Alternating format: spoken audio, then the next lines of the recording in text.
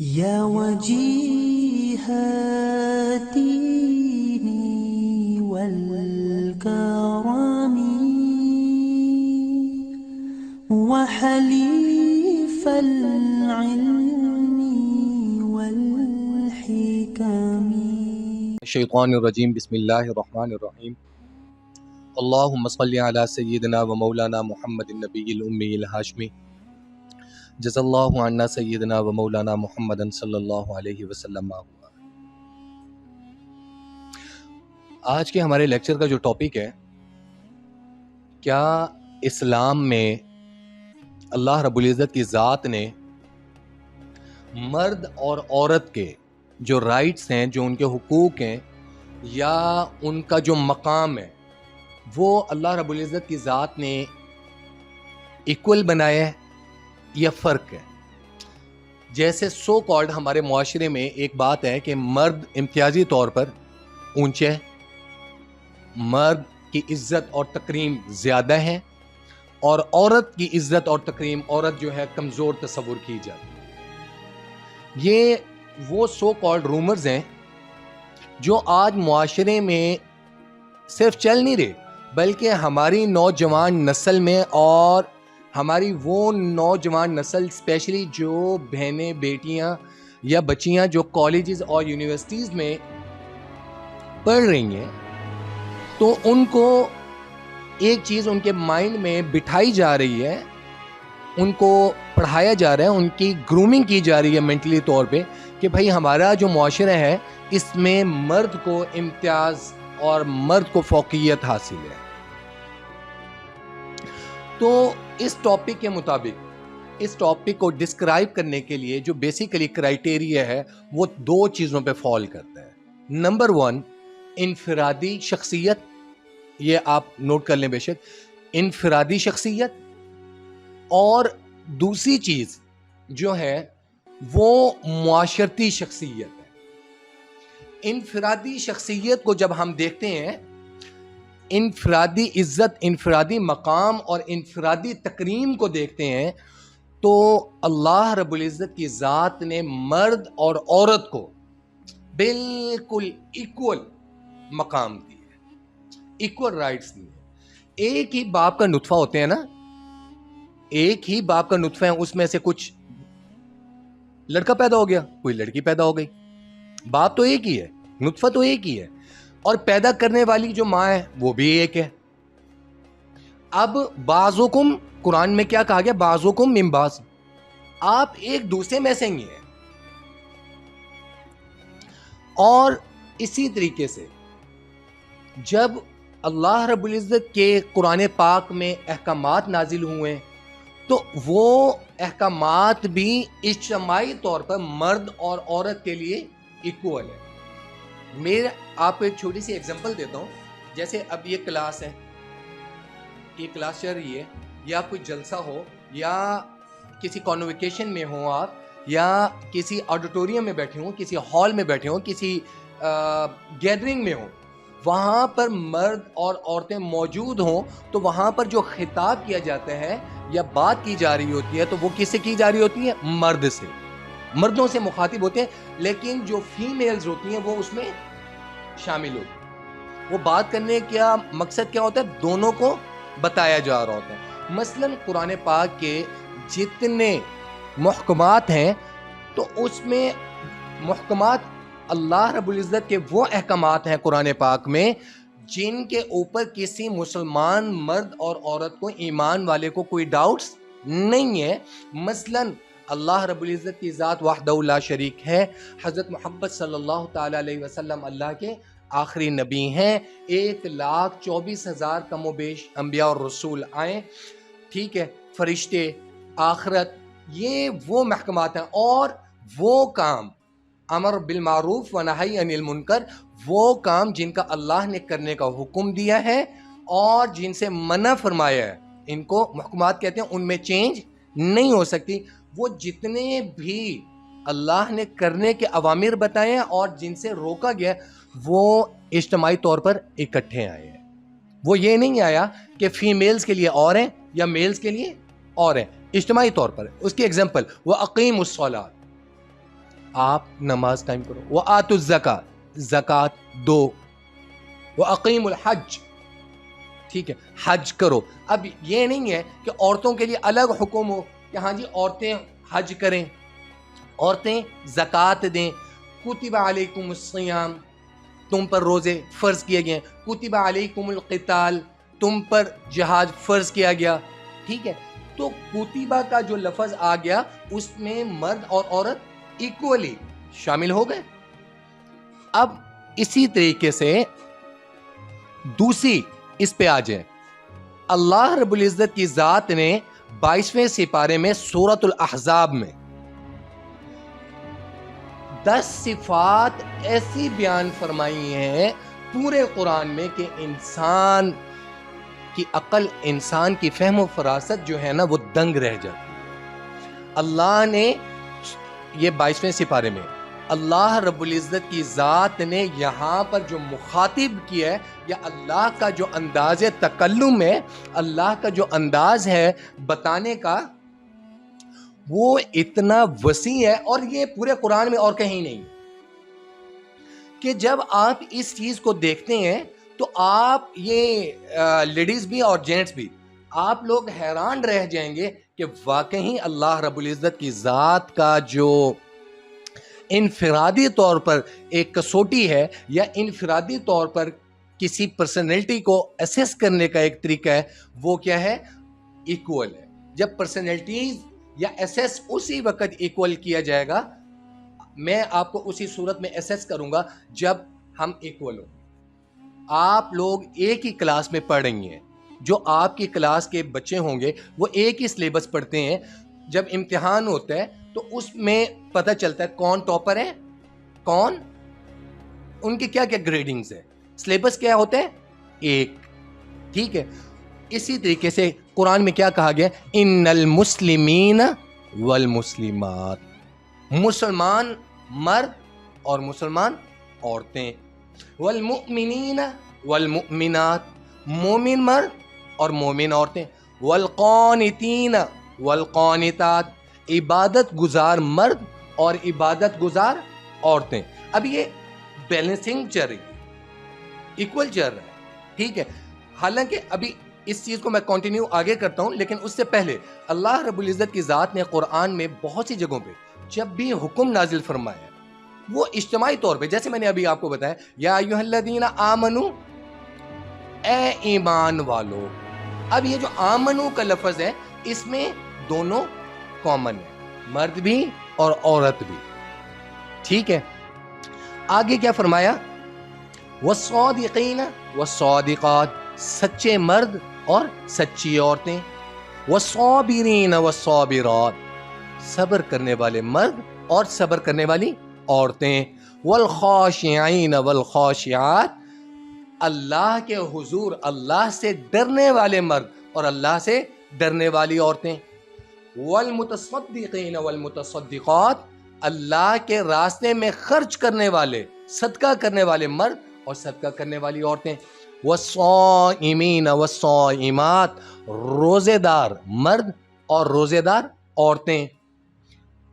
والحافظین فروجہم، اپنے ننگ کی، اپنے جسم کی، اپنی شرمگاہوں کی، اپنی عزتوں کی حفاظت کرنے والے مرد. والحافظات، اور عورتیں. والذاکرین اللہ، اللہ کا ذکر کرنے والے کثرت سے. والذاکرین اللہ کثیرا، اللہ کا ذکر کثرت سے کرنے والے مرد. والذاکرات، اور اللہ کا ذکر کرنے والی عورتیں. اعد اللہ لہم مغفرۃ واجرا عظیما، اللہ رب العزت کی ذات نے ان سب کے لیے مغفرت اور شاندار اجر تیار کر رہے. اب آپ مجھے یہاں پہ ایک چیز بتائیں، اب یہاں پر اللہ رب العزت کی ذات نے ہر چیز کو بیلنسنگ لے کر چلیں کہ نہیں؟ اب یہ چیز آ گئی انفرادی طور پر، یہ چیز آ گئی انفرادی طور پر. یہ ماپنے کا یا کسوٹی جو ہے یہ کیا ہے؟ انفرادی طور پر. انفرادی طور پر مرد اور عورت کا جو اعمال صالح ہوں گے یا اعمال شر ہوں گے، یا مرد اور عورت کا جو میزان ہوگا، اعمال دیکھے جائیں گے، اس کا تقاضا مرد کے لیے احکامات اور عورت کے لیے جو احکامات ہیں نیکی کے اور بدی کے، وہ کیا ہیں؟ ان کے لیے جو اجر ہے وہ کیا ہے؟ ایکول ہے، کوئی تفریق نہیں ہے، کوئی تفریق نہیں ہے، سیم ایز۔ اب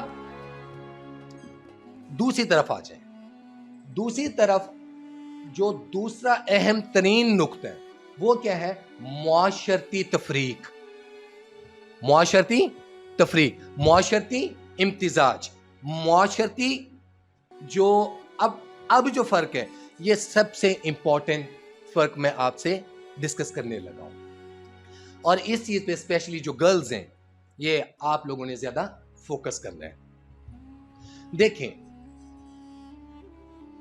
اب انفرادی زندگی ختم ہو گئی، انسان پیدا ہوتا ہے، ابتدائی زندگی جو گزارتا ہے وہ انفرادی گزارتا ہے، بعد میں ایک مرد اور ایک عورت آپس میں شادی کرتے ہیں، بانڈ بنتے ہیں، جوڑا بنتے ہیں، کپل بنتے ہیں۔ اب یہاں پر اجتماعی زندگی شروع ہو گئی، یہاں سے کیا چیز شروع ہو رہی ہے؟ اجتماعی زندگی شروع ہو رہی ہے۔ اب جب اجتماعی زندگی شروع ہو گئی، اب یہاں پر قرآن کا دستور کیا ہے؟ یہاں پر اللہ رب العزت کی ذات نے فرما دیا الرجال قوامون علی النساء، ہم نے مردوں کو عورتوں پر تقویت دی، ہم نے مردوں کو عورتوں پر زیادہ طاقتور بنایا، ہم نے مردوں کو عورت کا حکمران بنایا۔ میرا آپ سے سوال ہے، گرل سے، آپ مجھے یہ بتائیں، ایک کمپنی ہے، اس کے اندر تمام سٹیک ہولڈرز ہیں، تمام کام کرنے والے اگر برابر ہو جائیں، مالک یا افسران کی کوئی تمیز نہ رہے، تو کیا وہ کمپنی چل سکتی ہے؟ پولیس ڈپارٹمنٹ کی میں مثال دیتا ہوں آپ کو، سپاہی سے لے کر آئی جی تک سب کے گریڈز ایکول کر دیں، کیا یہ ادارہ چل سکے گا؟ ایک عام کونسلر سے لے کر وزیر اعظم تک اور صدر تک تمام کا پروٹوکول اور تمام کے اختیارات ایکول کر دیں، کیا نظام چلے گا؟ آرمی میں ایک سپاہی سے لے کر، ٹھیک ہے، گزٹڈ آفیسرز تو ایک طرف رہ گئے، ایک سپاہی سے لے کر چیف آف آرمی اسٹاف اور chairman joint chief of staff committee تک تمام کے اختیارات، تمام کی مراد اور سارا کچھ اور ان کے گریڈز اور ان کے رینکس ایکول کر دیں، نظام چل سکتا ہے؟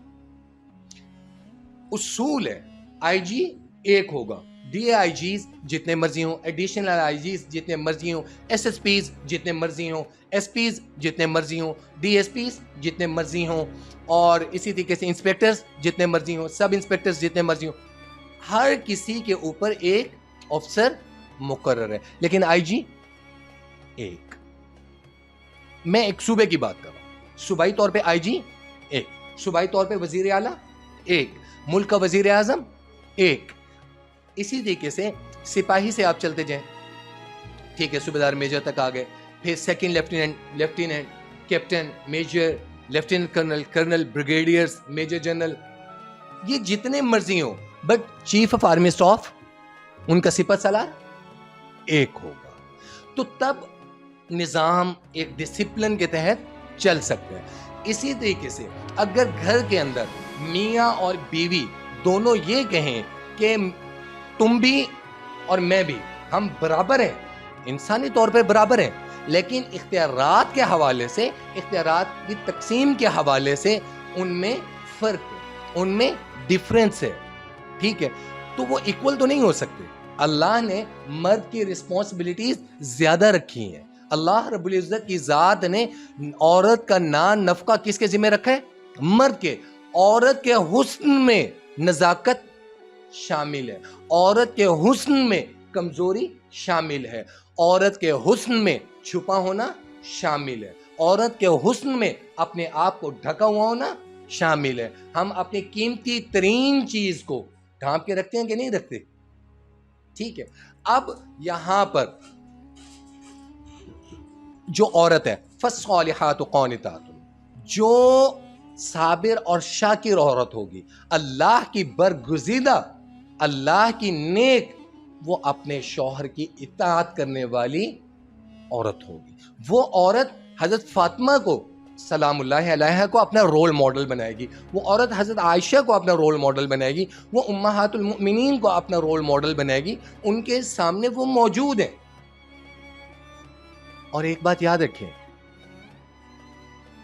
اللہ نے لازمی نہیں ہے کہ عورت نیک ہو اور مرد بھی نیک ہو. اللہ نے بدترین مرد کے گھر میں بھی اللہ نے نیک ترین عورت کو رکھا ہے. مثلا اس کے ایگزامپل آپ دیکھیں، جیسے حضرت آسیہ زوجہ فرعون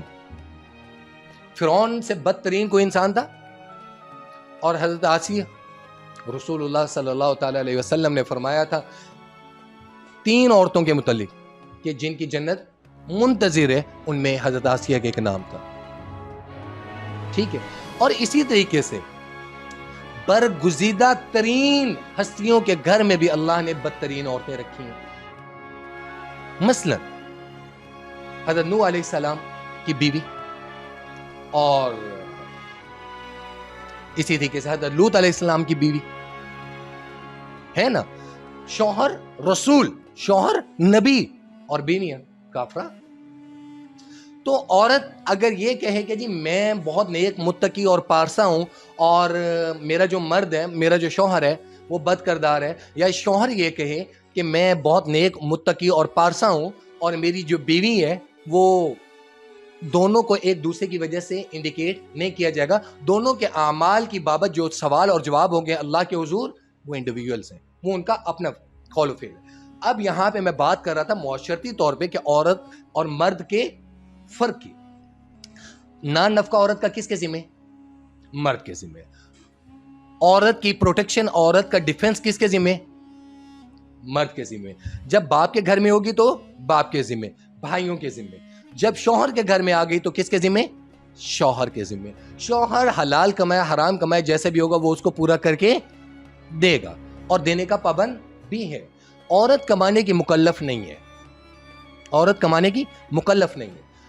عورت کا بیسیکلی اخلاقی طور پر بھی اور معاشرتی طور پر بھی اگر جنازہ نکلا ہے تو آپ یورپین کنٹریز میں دیکھ لیں، آپ امریکن میں دیکھ لیں، آپ ویسٹرن مغرب میں دیکھ لیں، عورت کا جنازہ نکل کے رہ گیا. عورت کھلونا بن کر رہ گئی ہے. آج وہی تہذیب، وہی روایات ہمارے معاشرے میں، ہماری بہن بیٹیوں میں، ہماری بچیوں کے دماغ میں بودر کیا جا رہا ہے. وہ چیز ان کے مائنڈ میں بٹھائی جا رہی ہے. اوہو آپ تو مظلوم ترین ہو، آپ کو رائٹ نہیں دیا جا رہا. لیکن میں آپ لوگوں سے کہہ رہا ہوں، گرل سے، آپ ایک دفعہ اس مغرب کے معاشرے کو تو دیکھیں تو صحیح. عورت ننگی ہوگی، سخت سردی بھی ہوگی. آپ نے دیکھا ہوگا سوشل میڈیا میں، عورت نے ٹانگیں ننگی ہوں گی. عورت سب سے پہلے، عورت گھر سے سب سے پہلے نکلے گی.